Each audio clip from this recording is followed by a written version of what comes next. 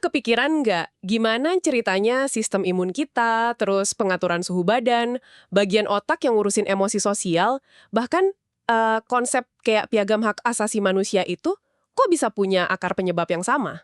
Mm-mm. Itu kutipan dari Antonio Damasio ya. Kedengarannya emang agak aneh di awal. Iya kan? Tapi ini jadi pembuka diskusi kita yang menarik banget nih. Intinya, Damasio mau bilang kalau ide-ide, bahkan yang paling kompleks sekalipun, itu nggak ngawang-ngawang. Betul. Semuanya itu berakar di sirkuit saraf fisik di otak kita. Sirkuit yang ya awalnya itu buat bertahan hidup, buat jaga kondisi badan. Persis. Nah, gagasan dasar inilah yang mau kita telusuri bareng hari ini. Kita bakal coba lihat gimana otak Anda secara aktif menciptakan pengalaman, pikiran, sampai bahasa. Dan kita bakal merujuk ke pemahaman dari buku The Neural Mind. Jadi ini bukan cuma ringkasan biasa ya, tapi kita coba bongkar dikit mekanisme di balik layar pikiran Anda. Bener banget. Misi kita kali ini ya, mengungkap cara kerja pikiran di level saraf yang mungkin bisa menantang asumsi Anda soal kesadaran dan realitas. Sumber kita kutipan-kutipan kunci dari buku neuroscience dan ilmu kognitif yang fokus ke hipotesis pikiran neural ini. Siap mulai? Siap. Mari kita mulai dari yang paling dasar dulu kali ya. Bagaimana kita mengalami dunia di sekitar kita? Oke. Nah, coba kita ambil contoh yang kelihatannya sepele tapi fundamental. Warna. Merahnya mawar, birunya langit. Anda mungkin mikir warna itu ya nempel di bendanya. Tapi faktanya, warna itu nggak ada di luar sana. Otak Anda lah yang menciptakannya. Tunggu. Gimana maksudnya? Jadi warna itu bikinan otak, bukan sifat asli benda. Ada membingungkan nih. Iya, betul. Dunia luar itu cuma mantulin panjang gelombang cahaya yang beda-beda. Nah, otak kita yang nerjemahin panjang gelombang itu jadi pengalaman warna. Wah, terus gimana prosesnya otak bikin warna merah atau biru gitu? Secara teknis gitu. Oke, jadi gini, prosesnya mulai di retina mata. Di sana ada sel kerucut. Biasanya ada 3 jenis, yang peka sama panjang gelombang beda-beda. Panjang, merah, menengah, hijau, pendek, biru. Oke, 3 jenis kerucut. Nah, sel-sel ini bereaksi sesuai intensitas cahaya yang masuk. Tapi ini baru data mentah, istilahnya. Lalu data mentahnya diolah jadi warna gimana? Sinyal dari kerucut tadi diproses lagi sama sel saraf lain di retina, contohnya sel ganglion. Kerjanya itu kayak membandingkan input. Misalnya, ada sel yang aktif kalau dapat sinyal merah, tapi malah dihambat kalau dapat sinyal hijau, atau sebaliknya. Oh, jadi ada sistem lawan gitu ya? Merah lawan hijau, biru lawan kuning. Persis, sistem perbandingan atau opponent process. Kombinasi sinyal dan sirkuit saraf kompleks inilah yang bikin otak bisa bedain jutaan warna. Ini hasil evolusi loh, biar kita bisa bedain mana buah mateng, mana daun misalnya. Jutaan warna. Tapi ini juga artinya pengalaman warna tiap orang bisa beda dong ya? Saya sering dengar soal buta warna.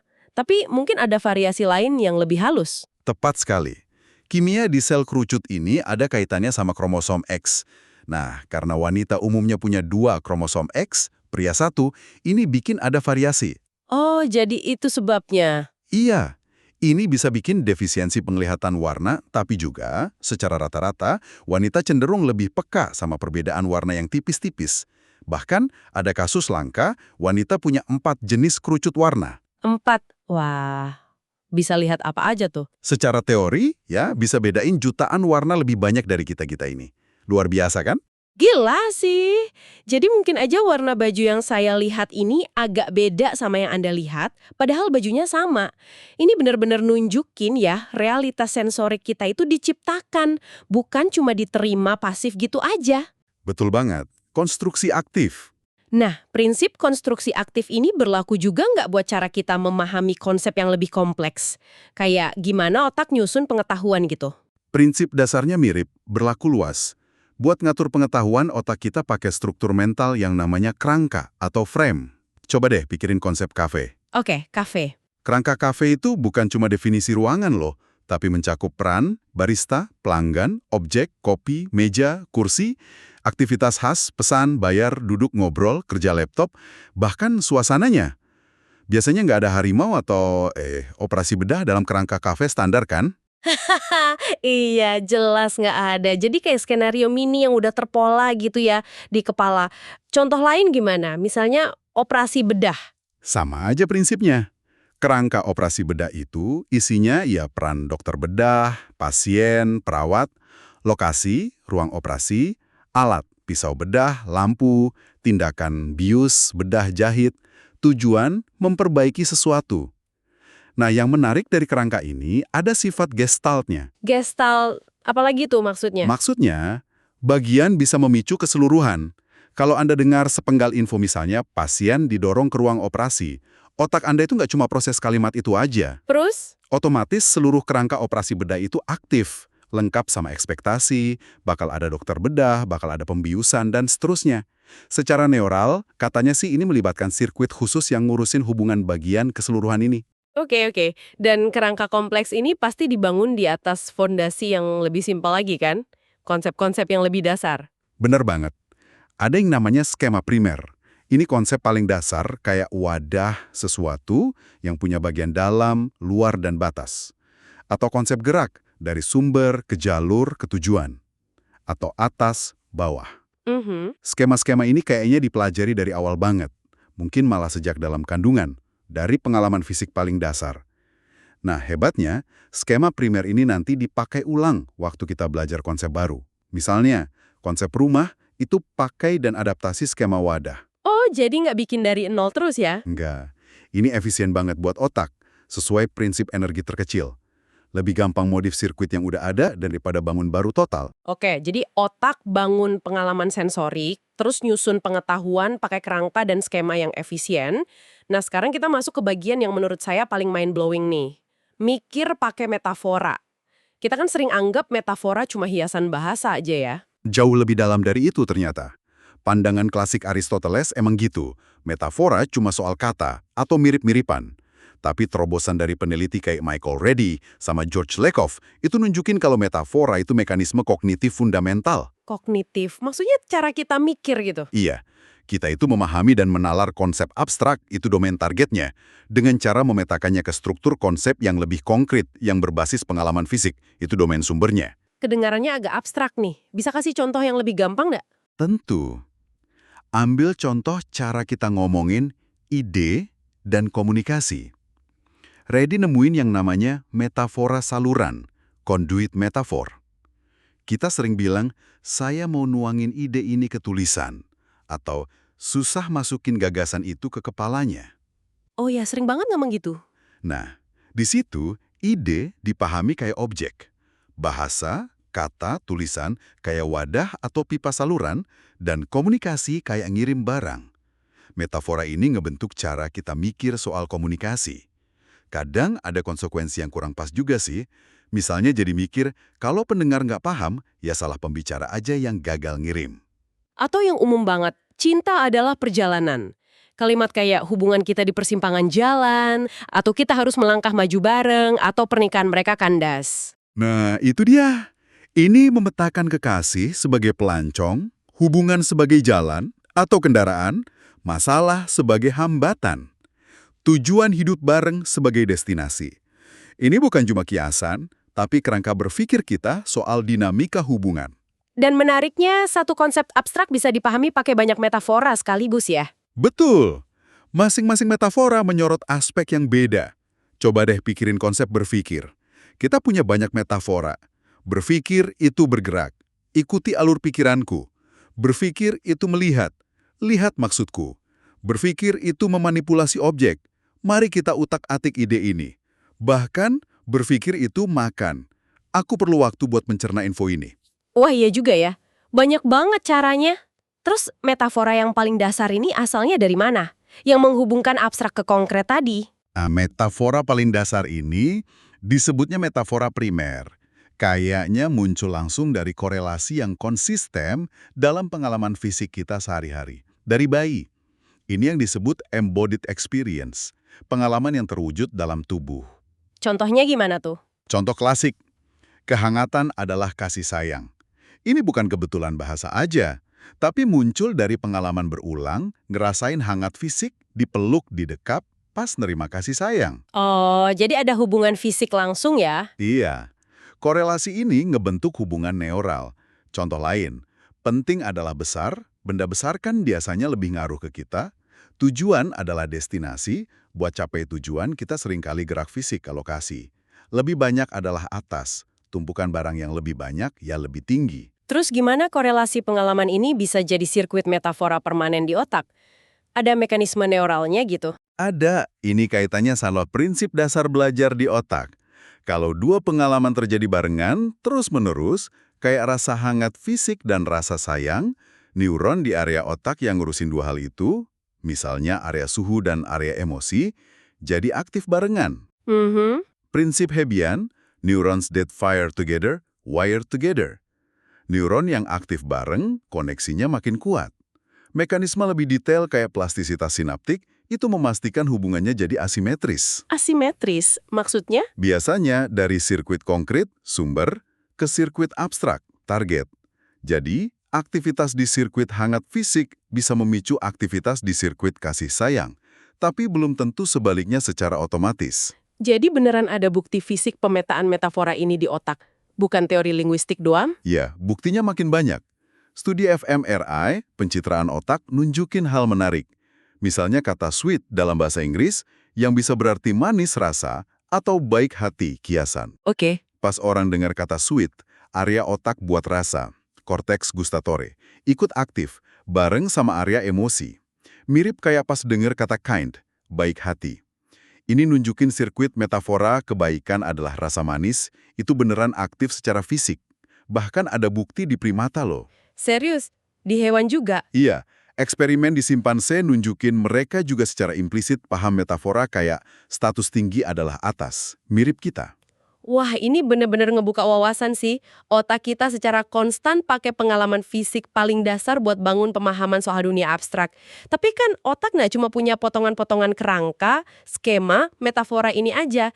Gimana semua ini bisa nyatu jadi pikiran atau konsep yang utuh? Nah, proses penyatuan ini namanya integrasi konseptual atau conceptual blending. Pikiran kita, apalagi di bawah sadar, seringkali isinya banyak aktivasi parsial dari berbagai sirkuit ini. Integrasi itu proses komputasi neural yang nyatuin fragmen-fragmen ini seringkali sambil ngehambat bagian yang nggak relevan, biar jadi makna baru yang koheren. Proses ini penting biar sesuatu bisa muncul ke kesadaran kita. Bisa kasih contoh nggak gimana integrasi ini kerja? Oke, coba ambil konsep ikonik kayak Grim Reaper, malaikat maut bersabit itu. Itu kan bukan cuma orang bawa sabit. Iya, lebih dari itu rasanya. Itu hasil integrasi banyak hal. Metafora kematian adalah lawan, metafora peristiwa adalah penyebab, kematian disebabkan kedatangannya, terus ada metonimi, kerangka sabit mewakili panen kematian, relevan pas wabah. Citra jubah hitam mungkin dari pakaian biarawan pas pemakaman, dan sabitnya sendiri sebagai alat memanen nyawa. Semua itu dicampur jadi satu konsep utuh yang kuat. Atau contoh yang lebih simpel kayak ikan peliharaan, itu juga integrasi? Betul. Konsep ikan peliharaan itu gabungin kerangka peliharaan, hewan dirawat di rumah, jinak, ukuran terkendali, sama kerangka ikan. Tapi perhatiin, ada inhibisi parsial. Inhibisi? Iya, kita aktifin fitur ikan, tapi kita hambat fitur kayak ukuran raksasa atau hidup di laut dalam. Karena itu nggak cocok sama kerangka peliharaan. Sirkuit integrasi inilah yang tugasnya koordinasi aktivasi dan inhibisi, biar pemahamannya pas. Oke. Selain integrasi, katanya otak juga terus-terusan simulasi ya, kayak ngejalanin skenario di kepala gitu. Iya, ini aspek penting lainnya. Otak kita nggak pasif nunggu input. Dia terus-menerus jalanin simulasi internal buat pahamin dunia, prediksi ke depan, rencanain tindakan, bahkan pas kita lagi diam aja. Contohnya pas ngapain? Pas pahamin bahasa aja, itu udah simulasi. Dengar kalimat, Sarah jalan ke kafe, otak Anda nggak cuma proses arti kata, tapi secara aktif nyimulasiin tindakan jalan, konsep masuk ke dalam, aktifin skema wadah buat kafe, plus kerangka kafe itu sendiri. Dan simulasi ini ada dasar neuralnya juga yang udah ketahuan. Tentu. Salah satu jaringan otak besar yang terlibat itu namanya Default Mode Network, DMN. Jaringan ini malah aktif pas kita lagi nggak fokus ke tugas luar. Pas lagi ngelamun, ingat masa lalu, bayangin masa depan, atau nyoba pahamin sudut pandang orang lain. Wah, justru pas lagi santai ya. Iya, Semua itu kan bentuk simulasi mental. Bukti lain dari hewan. Misalnya, sel tempat, place cells, di hipokampus tikus, itu aktif dalam pola yang nyimulasiin rute jalan sebelum tikusnya beneran gerak. Kayak lagi muter ulang atau nge-planning jalurnya gitu. Keren banget. Oke, jadi gambaran sejauh ini, otak aktif bangun persepsi, warna, susun pengetahuan pakai kerangka dan skema daur ulang, mikir fundamentalnya pakai metafora dari pengalaman tubuh, terus integrasiin semua itu dan jalanin simulasi terus-menerus. Nah, terus peran bahasa di mana dalam semua ini? Apa bahasa itu sistem terpisah punya aturan sendiri? Pandangan yang makin kuat sekarang, salah satunya dari Michael Tomasello dan Nick Enfield, bilang kalau bahasa itu intinya bukan sistem simbol abstrak yang misah. Bahasa itu berevolusi sebagai alat buat bertindak dan koordinasi sosial. Bertindak maksudnya? Ya, bahasa itu memungkinkan kita ngelakuin hal bareng-bareng. Dari minta tolong simpel sampai ngerencanain proyek rumit. Dan yang penting, bahasa itu nggak jalan di modul otak sendiri yang terpisah. Terus pakai apa dong? Dia pakai infrastruktur neural yang sama dengan yang kita pakai buat mikir, ngerasain, dan bertindak. Ini berarti nggak ada dong ya kamus atau pusat kata di satu tempat di otak? Secara sederhana, nggak ada. Penelitian Antonio Damasio soal zona konvergensi divergensi, CDZ, itu penting banget di sini. Idenya, nggak ada satu lokasi spesifik tempat kata atau memori disimpan. Jadi gimana? CDZ ini kayak simpul penghubung atau pusat komando level tinggi.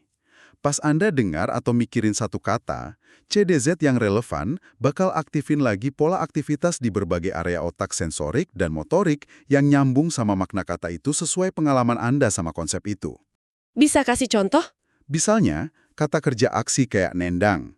Itu nggak cuma aktifin definisi abstraknya aja, tapi juga cenderung aktifin area korteks motorik yang ngurusin gerakan kaki. Oh, nyambung ke fisiknya ya? Iya.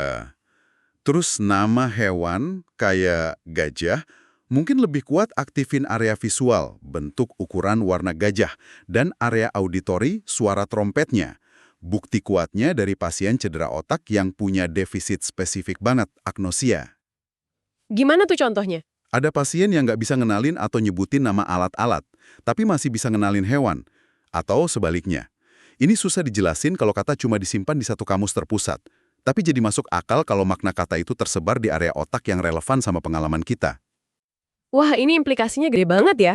Bahasa sama pikiran itu ditenun dari benang neural yang sama. Terus, tata bahasa atau grammar gimana? Apa itu juga nyambung ke kerangka dan metafora tadi? Ada pendekatan namanya tata bahasa konstruksi, construction grammar. Pandangan ini bilang, tata bahasa itu bukan sekumpulan aturan formal yang kaku dan arbitrer. Terus apa dong? Unit dasar tata bahasa itu konstruksi, yaitu pasangan antara bentuk linguistik, urutan kata, imbuhan, dan makna konseptual yang dibawanya. Nah, makna konseptual ini seringkali ya skema, kerangka, atau metafora yang sama dengan yang kita pakai buat mikir biasa. Bisa kasih contoh nggak gimana makna konseptual ini menggerakkan tata bahasa? Coba ambil contoh konstruksi gerak akibat, caused motion construction. Struktur umumnya kan subjek, kata kerja, objek, keterangan arah tempat. Kayak dia memasukkan buku ke dalam tas. Iya, standar itu. Tapi kita juga bisa bilang, dia bersin mengusir tisu dari meja. Padahal kata kerja bersin kan biasanya nggak perlu objek kan, intransitif. Oh iya, bener juga. Kok bisa? Pakai struktur gerak akibat tadi. Jadi makna konseptual sebab akibat gerakan itu memotivasi atau memungkinkan penggunaan tata bahasa itu. Ini nunjukin dalamnya hubungan pikiran konseptual sama bentuk bahasa. Keterkaitannya erat banget ya ternyata. Banget. Bahkan lebih jauh lagi, otak kayaknya ngelakuin optimasi neural pas pakai bahasa. Otak cenderung milih struktur bahasa yang paling efisien, butuh energi proses paling dikit buat nyampein makna, apalagi kalau konteksnya udah jelas atau sering dipakai. Makanya kadang bisa disingkat-singkat gitu ya. Betul. Ini bisa ngejelasin kenapa di banyak bahasa kita bisa ngilangin subjek atau objek, disebut zero anafora, kalau udah jelas dari konteks, atau pakai bentuk singkatan. Itu cerminan efisiensi pemrosesan neural. Jadi, kalau coba kita rangkum nih ya, pikiran kita ini bukan sesuatu yang abstrak melayang gitu, tapi benar-benar terwujud embodied dalam sirkuit fisik otak kita. Iya, persis. Pengalaman dasar kayak warna itu diciptakan secara aktif oleh otak. Terus kita mikir pakai struktur kayak kerangka dan skema. Dan yang paling fundamental pakai metafora konseptual yang akarnya dari pengalaman fisik tubuh kita. Dan bahasa itu bukan sistem simbolik yang misah, tapi nyambung erat sama proses mikir. Pakai mekanisme neural yang sama buat makna, tindakan, dan koordinasi. Memahami ini rasanya bukan cuma soal sains otak yang keren aja ya. Jelas bukan? Ini bisa mengubah cara Anda ngelihat diri sendiri, cara komunikasi, milih metafora yang pas misalnya, bahkan sifat realitas yang Anda alami sehari-hari. Kekuatan tak terlihat dari komputasi neural bawah sadar ini terus-menerus ngebentuk dunia internal Anda dan interaksi Anda sama dunia luar. Nah, ini jadi bawa kita ke satu pemikiran penutup yang lumayan bikin mikir nih. Kalau otak kita secara aktif dan seringkali tanpa sadar, nyaring, nerjemahin, bahkan ngedit input sensorik sebelum nyampe ke kesadaran kita, kayak kasus warna tadi, atau ilusi kayak efek McGurk, di mana visual ngubah pendengaran, seberapa besar sih porsi realitas yang kita anggap objektif itu sebenarnya cuma konstruksi aktif pikiran kita? Sebuah konstruksi yang dibentuk dan dibatasi oleh kerangka, skema, dan terutama metafora yang udah tertanam kuat di jaringan neural Anda lewat pengalaman hidup. Kalau gitu, apa ya implikasinya buat cara Anda belajar hal baru? Iya juga. Apakah metafora yang Anda pakai itu ngebantu atau malah ngehambat? Terus buat cara Anda ambil keputusan penting? Dan cara Anda nyoba memahami orang lain yang mungkin punya konstruksi realitas yang agak beda karena pengalaman hidupnya juga beda. Wah. Ini mungkin sesuatu yang menarik buat Anda renungkan lebih lanjut setelah diskusi kita ini.